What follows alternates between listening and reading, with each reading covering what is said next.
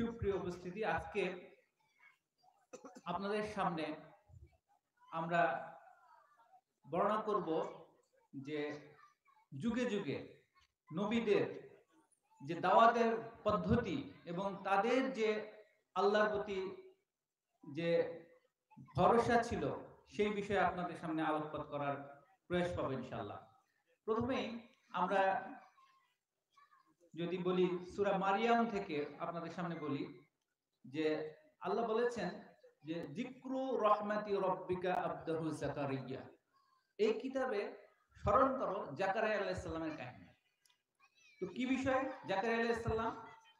তো জাকারিয়া আলাইহিস সালাম তিনি বললেন যে হে আল্লাহ, আমার কি হয়েছে, আমার হাড় গেছে শুকিয়ে, ওয়াস্তাআলা রাসু শাইবা, চুল গেছে পেকে, কিন্তু আপনার প্রতি আমার বিষয়টা হলো আলাম আকুম বিদুআইকা রাব্বি শাকিয়া, আমি দোয়া করে তোমার কাছে কখনো ব্যর্থ হইনি।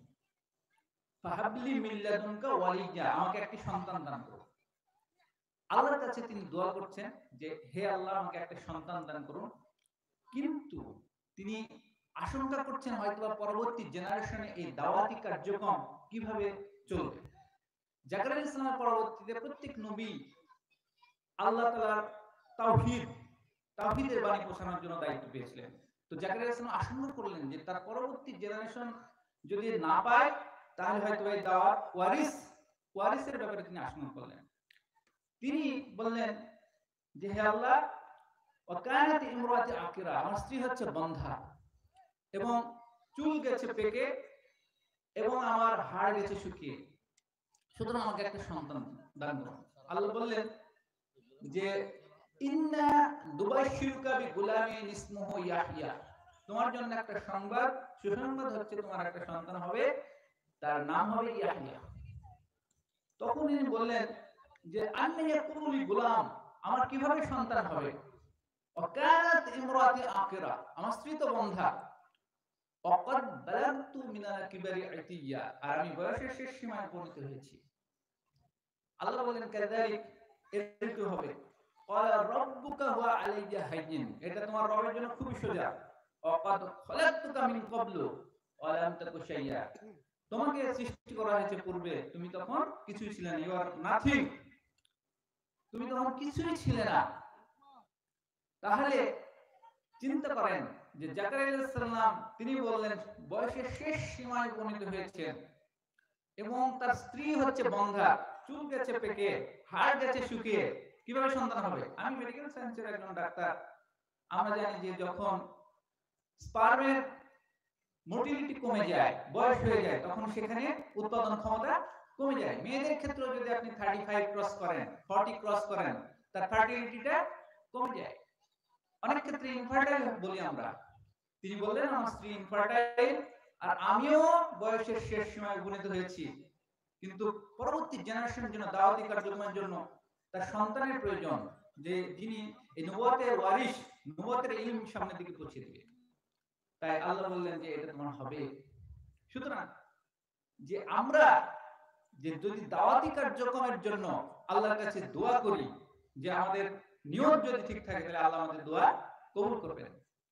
আল্লাহ বললেন যে উদউনি আস্তাজিব লাকুম, তোমরা দোয়া করো আমি কবুল করব। এরপরে আমরা যদি দেখি মারিয়ামের ঘটনা, মারিয়াম আলাইহিস সালামের ছেলে ঈসা আলাইহিস সালাম ইসলামের দাওয়াত পৌঁছে দিয়েছেন। মারিয়াম আলাইহিস সালাম তিনি একটা তাবু গেড়ে বসে পড়লেন, যেখানে তিনি ইবাদত করতেন, আর সেখানে মানুষের বেশে জিবরাইল আলাইহিস সালাম তার তাবুর মধ্যে প্রবেশ করলেন। তখন তিনি বললেন ক্বালা ইন্নী আউযু বির-রাহমানি মিনকা ইন কুনতা তাকিয়া, আমি তোমার কাছে রহমানের কাছে আশ্রয় প্রার্থনা করছি যদি তুমি তাকওয়াশীল হয়ে থাকো। একটা তাবুতে একটা মহিলা একাকী নির্জন ইবাদত করছেন, সেখানে একটা সুদর্শন পুরুষ যদি প্রবেশ করে, এটা একটা আতঙ্কের বিষয়। তিনি রহমানের কাছে আশ্রয় প্রার্থনা করলেন। তখন তিনি বললেন ইন্নী আনা রাসূলু রাব্বিক লিআহবা লাকি গুলামান যাকিয়া, তোমার জন্য সুসংবাদ হচ্ছে তোমার জন্য একটা সন্তান দেব। উনি তখন অবাক হয়ে বললেন যে আন্না ইয়াকুনু লি গুলাম, কিভাবে আমার সন্তান হবে, ওয়ালাম ইয়ামসাসনি বাশার, আমাকে কেউ স্পর্শ করেনি, ওয়ালাম আকুম বাগিয়া, এবং আমি কোন ভ্রষ্ট মহিলা নই। আমি কোন ভ্রষ্ট মহিলা নই, আর আমাকে কোনো মানুষ স্পর্শ করেনি, মানে কোনো পুরুষের সাথে আমার বিবাহ হয়নি, তার সাথে আমার কোনো ইন্টারকোর্স হয়নি, সুতরাং কিভাবে হবে? তখন ফেরেশতা বললেন কাযালিক, এরকমই হবে। লিনাজআলাহু আয়াতাল লিন-নাস, আল্লাহ মানুষের জন্য একটা নিদর্শন করতে চান। তার মানে আমরা দেখতে পেলাম যে সন্তান পিতা বাদ দিয়ে আল্লাহ সন্তান দিতে পারেন, বয়সের শেষ সীমায়ও আল্লাহ সন্তান দিতে পারেন। সুতরাং আমরা আল্লাহ তাআলার এই একত্ব বা বড়ত্ব, এটা কিন্তু আমরা এখান থেকে দেখতে পাই। আরেকটা উদাহরণ আমরা দিতে পারি, এটা উল্লেখ করা হয়েছে সূরা সফফাত কুরআনুল কারীমের 37 নম্বর সূরা আয়াত নম্বর 100। সেখানে ইব্রাহিম আলাইহিস সালাম তিনি বললেন, রব্বি হাবলি মিনাস সালিহিন, আমাকে আপনি নেক সন্তান দান করুন। আল্লাহ বললেন ফাবাশশারনাহু বিগুলামিন হালিম, তাকে স্থির বুদ্ধি সম্পন্ন সন্তানের সুসংবাদ দিলাম। এই সন্তানকে ইসমাঈল আলাইহিস সালাম। এছাড়াও আমরা দেখি তিনি এই সন্তান পেয়েছেন, সেই সন্তানকে যখন তিনি বললেন যে ইন্নী আরাফিল মানামি আন্নী আযবাহু, স্বপ্নে আমি দেখছি যে তোমাকে জবাহ করতেছি, ফানজুর মাযা তারা, তোমার চিন্তা কি বলো? তখন সেই সন্তান বলল ক্বালা সাতাজিদুনি ইনশাআল্লাহু মিনাস সাবিরিন, অবশ্যই আপনি যেটা নির্দেশিত হয়েছেন সেটা করেন, আপনি আমাকে ধৈর্যশীলদের মধ্যে অন্তর্ভুক্ত পাবেন। তাহলে এই যে একটা নেক সন্তান পেলেন, এরকম সন্তানকে আমাদের জন্য দরকার নেই? এরকম সন্তানের জন্য আমরা যদি প্রয়োজন মনে করি, তাহলে আমাদের এই সন্তানকে অবশ্যই ইসলাম শিক্ষায় শিক্ষিত করতে হবে।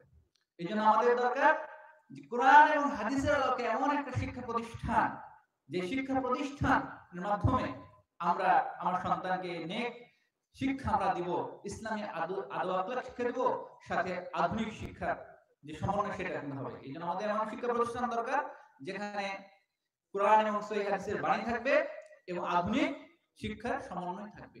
আজকে আপনাদের যে প্রোগ্রাম হচ্ছে দারুস সালাম, যে সালাফি মাদ্রাসা, এখানে যদি আমাদের সন্তানকে আমরা দান দিই, তাহলে আমাদের সন্তানকে এমন একটা শিক্ষা হবে যেখানে টিং টিং টিং টিং সাইকেল চালায় শিখবে না, হাট্টি মাটি টিম খাড়া দুটি শিং তারে মাঠে পাড়ে ডিম, এটা শিখবে না। সুতরাং সন্তান যে প্রজন্ম, এই প্রজন্মকে রক্ষা করার জন্য আমাদেরকে ইসমাঈল আলাইহিস সালামের মতো সন্তান দরকার। আমাদের দরকার জাকারিয়া আলাইহিস সালাম যেমন সন্তান নেক সন্তান দাবি করেছিলেন, সেরকম সন্তান দরকার। এই দোয়াগুলো কিন্তু আমাদের জন্য রেখে গেছে, ওয়াতারাকনা আলাইহি ফিল আখিরিন, তাদের যে সুন্নাত সেটা আমাদের জন্য রেখে গেছে। এইজন্য আমরা নেক সন্তানের জন্য কি দোয়া করব? রব্বি হাবলি মিনাস সালিহিন, রব্বানা হাবলানা মিন আজওয়াজিনা ওয়া যুররিয়াতিনা কুররাতা আ'ইউনিন ওয়াজআলনা লিল মুত্তাকিনা ইমামা। এই ইব্রাহিম আলাইহিস সালামের ঘটনা যে আপনাদের বললাম, ইব্রাহিম আলাইহিস সালামের এই দাওয়াত বিষয়টা কি ছিল? আল্লাহ বলেছেন ওয়াজকুরু ফিল কিতাবি ইব্রাহিম, এই কিতাবে ইব্রাহিমের কাহিনী স্মরণ করো, ইন্নাহু কানা সিদ্দিকান নাবিয়্যা, সে ছিল সিদ্দিক নবী। আপনার সন্তানকে যখন এই মাদ্রাসায় দিবেন, এই সন্তান এখান থেকে শিক্ষা গ্রহণ করে আপনাকে কি করবে? দাওয়াত দিবে, দিবে না? কারণ একটা জেনারেশন পরবর্তী জেনারেশন আরো উন্নত হয়, তাদের নলেজ, তাদের ডেপথ অফ নলেজ আরো বৃদ্ধি পায়। এই সন্তান আপনার বাসায় যে আপনার অনেক বিষয় সালাতের ব্যাপারে আপনাকে বলবেন, আপনি যদি সুদের সাথে জড়িত হন বলবেন বাবা সুদ খাওয়া হারাম। আপনি যদি ঘুষের সাথে জড়িত হন, তাহলে সে সন্তান এখান থেকে শিক্ষা গ্রহণ করে বলবে ঘুষ খাওয়া হারাম। কারণ ইব্রাহিম আলাইহিস সালামের দাওয়াত থেকে আমরা বুঝতে পারি যে কিভাবে বাপকে দাওয়াত দেয় ইব্রাহিম আলাইহিস সালাম। আল্লাহ বললেন আযকুর ফিল কিতাবি ইব্রাহিম, এই কিতাবে ইব্রাহিমের কাহিনী স্মরণ করো, ইন্নাহু কানা সিদ্দিকান নাবিয়্যা, সে ছিল সিদ্দিক নবী। ইব্রাহিম আলাইহিস সালাম তার নেক সন্তান হলো, সেই নেক সন্তানকে দাওয়াত দিলেন যে আমি স্বপ্নে দেখছি তোমাকে জবাহ করব, তুমি কি বলো চিন্তা? সে বলল যে আমি অবশ্যই, আপনি ধৈর্যশীলদের মধ্যে পাবেন। শুধু তার সন্তানকে নয়, তার পিতাকেও তিনি দাওয়াত দিয়েছেন। পিতাকে বলেছেন ইয়া আবাতি, হে আমার পিতা, তার ইবাদত কেন করো? যে শুনে না, যে দেখে না, ওয়ালা ইউনি আনকা শাইয়া, এবং তোমার কোনো কাজেও লাগে না, তার কেন ইবাদত করো? কারণ ইব্রাহিম আলাইহিস সালামের পিতা কিসের ইবাদত করত? মূর্তি পূজা করত। তিনি তার পিতাকে বললেন আপনি কেন ইবাদত করেন তার, যে শুনে না, যে দেখে না, যে তোমার কোনো কাজে আসে না? ইয়া আবাতি ইন্নী ক্বাদ জাআনি মিনাল ইলমি মা লাম ইয়াতিকা, ফাত্তাবিনি আহদিকা সিরাতান সাওয়িয়া, হে আমার পিতা, আমার কাছে যে জ্ঞান আসছে তোমার কাছে সেটা আসেনি, তুমি যদি আমাকে অনুসরণ করো, আনুগত্য করো, তাহলে সরল সঠিক পথ দেখাও। ইয়া আবাতি লা তা'বুদি শাইতান, হে আমার পিতা, তুমি সেই শয়তানের অনুগত্য করো না। আমি আশঙ্কা করি হয়তোবা রহমানের শাস্তি তোমাকে দিতে হবে। ফাতাকুনা লিশ-শাইতানি ওয়ালিয়্যা, তুমি তাই শয়তানের বন্ধু, শয়তানের সহযোগী হয়ে যাবে। এ আবাতি, আপনি কি করেন? আমার এই সরল সঠিক পথ দেখানো পথে চলেন। তার পিতা বলল, লা ইল্লাম তানতাহি লা আরজুমান্নাকা, হে ইব্রাহিম, যদি তুমি বিরত না হও তাহলে প্রস্ত্রঘাতে তোমাকে হত্যা করা হবে, প্রস্ত্রঘাতে তোমাকে হত্যা করা হবে। ওয়াহজুরনি মালিয়া, তুমি দূর হয়ে যাও আমার কাছ থেকে। সুতরাং সন্তানকে দাওয়াত দিয়েছেন, সন্তান কিন্তু সেটা কবুল করেছে। পিতাকে দাওয়াত দিয়েছেন, পিতা সেটা কবুল করে নাই। তাহলে পিতা কি হয়ে গেছে? দাখালান নার, জাহান্নামে প্রবেশ করছে। আর সন্তান তার সামনে ইসলাম গ্রহণ করার মাধ্যমে, তার আনুগত্যের মাধ্যমে এমন আল্লাহর কাছে নৈকট্য লাভ করেছেন যে আল্লাহ তাকে নবুয়ত দান করেছেন। এজন্য আল্লাহ বলেছেন, ওয়াজকুর ফিল কিতাবি ইসমাঈল, এই কিতাবে ইসমাঈলের কাহিনী স্মরণ করো। ইন্নাহু কানা সাদিকাল ওয়াদি ওয়া কানা রাসূলান নাবিয়্যা, তিনি ছিলেন ওয়াদার ব্যাপারে সত্যবাদী এবং তিনি ছিলেন রাসূল নবী। সুতরাং যুগে যুগে নবীরা দাওয়াত দিয়েছেন, তাদের প্রস্ত্রঘাতে হত্যা করার কথা বলা হয়েছে। আমরা সূরা ইয়াসিনে জানি আল্লাহ বলেছেন যে দুইজন নবী পাঠালাম, ওয়াদরিবুল মাসালান আসহাবাল ক্বরিয়া ইযা জাআল মুরসালুন, তাদের কাছে দুইজন নবী আসছিল। ফাআযাযনা বিযালিতিন ফাকালু ইন্না ইলাইকুম মুরসালুন, তারা তিনজনকে দিয়ে তাদেরকে শক্তিশালী করলাম, তারা বলল আমি তোমাদের প্রতি রাসূল। কিন্তু লোকজন তাদেরকে বলল যে ক্বালা তায়রুকুম মাআকুম আইন দুক্কিরতুম বাল আনতুম কওম মুসরিফুন, তারা তাদেরকে অস্বীকার করলো এবং তাদেরকে প্রস্ত্রঘাতে তাদেরকে হত্যা করার থ্রেট দিল যে তোমাদের কাছে অকল্যাণ রয়েছে, তোমরা যদি বিরত হও তাহলে তোমাদেরকে পাথর নিক্ষেপ করা হত্যা হবে। এই সময় শহরের এক প্রান্ত থেকে দৌড়ে এক ব্যক্তি এসে বলল, এমন কথা বললেন যেটা পুরো পৃথিবীর মুখে মানুষের জন্য একটা স্মারক, যে সেন্টেন্স যদি কেউ মেনে চলে তার হেদায়েতের জন্য যথেষ্ট।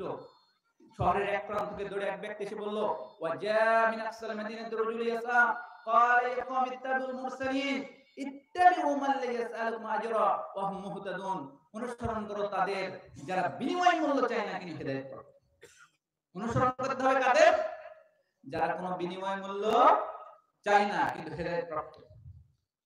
আদ জাতির নবী, সামুদ জাতির নবী, লূত আলাইহিস সালাম, সালেহ আলাইহিস সালাম, নূহ আলাইহিস সালাম প্রত্যেকে এসে একই কথা বলছেন, ওয়ামা আসআলুকুম আলাইহি মিন আজরিন ইন আজরিয়া ইল্লা আলা রাব্বিল আলামিন, তোমাদের কাছ থেকে কোনো বিনিময় মূল্য চাই না, বিনিময় একমাত্র কার নিকট? আল্লাহ। কিন্তু আপনি দেখবেন যে হুজুর আগে 4 লক্ষ টাকা জমা নিয়েছে, হেলিকপ্টার খারাপ আবহাওয়ার জন্য আর আসতে পারবে না, 4 লক্ষ টাকা লস। 4 লক্ষ টাকা ইসলামকে তামাশার বস্তুতে রূপান্তরিত করা হয়েছে। কোন নবীরা এসে এরকম বিনিময় মূল্য চায়নি। সাহাবীরা এরকম দেখবেন না কোন ইতিহাসে যে এরকম ভাবে 1 লক্ষ টাকা নিয়ে ওয়াজ করতেছে। আজকে ওয়াজ মাহফিল তামাশার বস্তুতে পরিণত হয়েছে। ওয়াজ মাহফিল তামাশার বস্তুতে লক্ষ লক্ষ টাকা। আপনি চিন্তা করেন যে আজকে আপনাকে চিনতে হবে কারা আপনাকে সঠিক ইসলামের কথা বলছে, সঠিক ইসলামের দিকে ডাকছে, নাকি উনি বিজনেসে পরিণত করে নিয়েছে।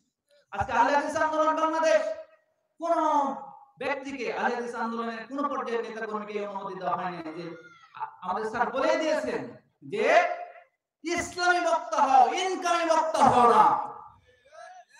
আজকে করার বিষয়, আজকে ইসলামের কাহিনী বর্ণনা যাচ্ছে আপনার এরকম একটা মহতি প্রোগ্রাম।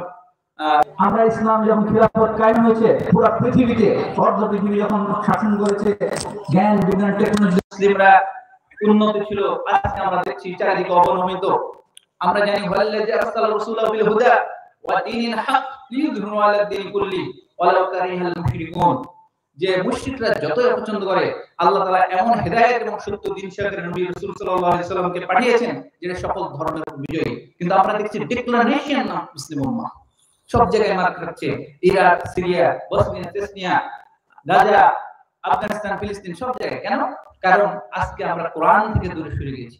আল্লাহ বলেছেন, ওমান আ'রাদা আন যিকরি ফাইন্না লাহু মাঈশাতান দানকা, যে ব্যক্তি কোরআন থেকে দূরে সরে যাবে তাদের জন্য রয়েছে পৃথিবীর জীবিকা তাদের সম্পূর্ণ করে দেওয়া হবে। ওয়ানাহশুরুহু ইয়াওমাল কিয়ামাতি আমা, কিয়ামতের দিনে তাদের বন্ধ করে ওঠানো হবে না। ফানাসিতাহা, আমার কাছে তোমার আয়াত দিয়েছিল তুমি সেটা ভুলেছিলে। কাযালিকা ইয়াওমা তুনসা, আজকে এই জন্য তোমাকে ভুলে যাওয়া হবে। বলেন আলহামদুলিল্লাহ। তাহলে আমরা চাই এই দুনিয়ার জীবনে আমরা উৎকর্ষতা এবং আখিরাতের জীবনে সমৃদ্ধি। এজন্য আমরা আল্লাহর কাছে দোয়া করি আমরা আহলে হাদিস স্পেশালিস্ট ফোরাম এই যে টেকনিক্যাল জ্ঞান নিয়ে ডাক্তার, ইঞ্জিনিয়ার এবং আইটি স্পেশালিস্টদের নিয়ে তৈরি হচ্ছে আহলে হাদিস স্পেশালিস্ট ফোরাম, যাতে সমাজের এলিট শ্রেণীতে ইসলামের বাণী পৌঁছে দিয়ে তাদেরকে পরিবর্তনের মাধ্যমে সমাজে একটা কাঙ্ক্ষিত পরিবর্তন আসবে। আমরা সেই দাওয়াত আপনাদের কাছে নিয়ে এসেছি। আহলে হাদিস স্পেশালিস্ট ফোরাম সমাজের সার্বিক জীবনের পুনর্বিন্যাস সাধন করে পেশাজীবীদের মধ্যে নীতি নৈতিকতা, ন্যায় ইনসাফ কায়েম করে একটা ভারসাম্যপূর্ণ পৃথিবী তৈরির প্রত্যাশা হলে আহলে হাদিস পেশাজীবী ফোরাম। আমরা বলি নয় শুধু পেশায় আমি দক্ষ, যেন হতে পারে ওহীর জ্ঞানে শুদ্ধ। এই জন্য এই স্লোগানকে সামনে রেখে আহলে হাদিস পেশাজীবী ফোরাম, যেটা সমাজের মধ্যে যারা ডাক্তার, ইঞ্জিনিয়ার, ব্যবসায়ী, যারা একটু ইসলাম থেকে একটু দূরে থাকে তাদেরকে দাওয়াত পৌঁছানোর জন্য আমরা করেছি আহলে হাদিস পেশাজীবী ফোরাম। তাই যারা আপনারা পেশাজীবী রয়েছেন, আমরা কোন একটা জায়গাতে হয়তো আপনাদের সাথে যদি বসার প্রয়াস হয় তাহলে আপনাদের সামনে আরো বিস্তারিত কথা বলার সুযোগ পাবো। আল্লাহ তাআলা এই মাহফিলকে আল্লাহ কবুল করুন। এই কিশোরগঞ্জে প্রত্যেকটি ঘরে ঘরে যাতে কোরআন এবং সহিহ হাদিসের বাণী পৌঁছে দেয়, আপনাদেরকে দায়িত্ব নিতে হবে। আমি একজন ডাক্তার, ফেনী থেকে আসছি, আমি একজন কার্ডিওলজি চিকিৎসক, আলহামদুলিল্লাহ এখানে আপনাদের দাওয়া পৌঁছে দিয়েছি। আপনাদের মধ্যে টিচার, ডাক্তার, ইঞ্জিনিয়ার যারা অন্য জেনারেল থেকে আসছেন তাদেরকে জেগে উঠতে হবে।